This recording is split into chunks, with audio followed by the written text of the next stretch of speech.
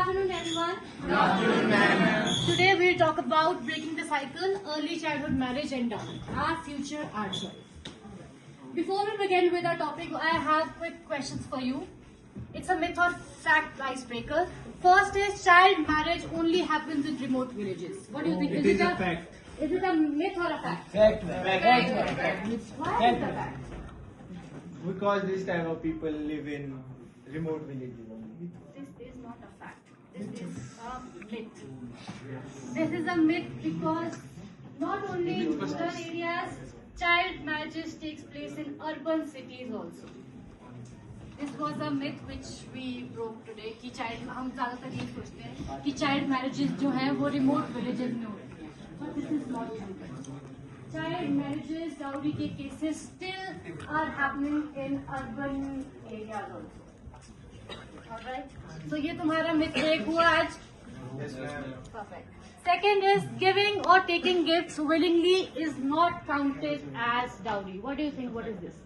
Is it 21st century में होते हुए भी इतनी मॉडर्न टेक्नोलॉजी, इतना मॉडर्न एनवायरनमेंट, इतना सब कुछ होने के बाद भी स्टिल हम इस टॉपिक पे क्यों डिस्कस करते हैं? What do you think? क्या नीड पड़ रही हमें चाइल्ड मैरिज और डाउरी के केस के बारे में डिस्कस करने?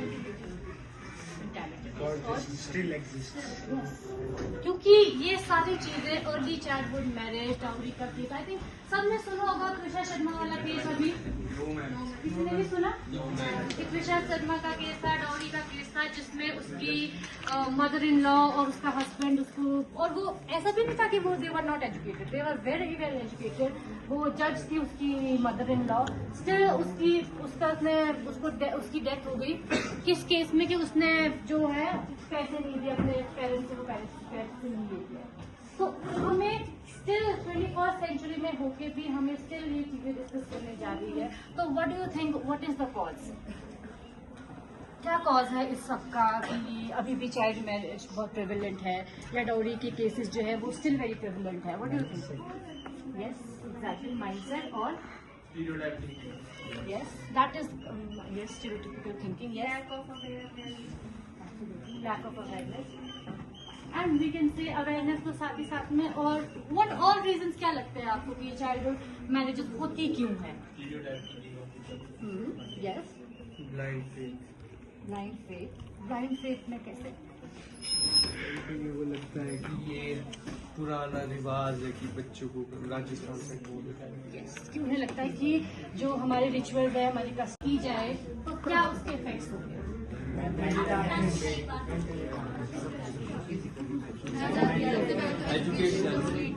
उसकी एजुकेशन पे इफेक्ट पड़ेगा, उसकी सोशल लाइफ पे इफेक्ट पड़ेगा, उसकी फिजिकल हेल्थ पे इफेक्ट पड़ेगा और उसकी मेंटल हेल्थ पे इफेक्ट पड़ेगा.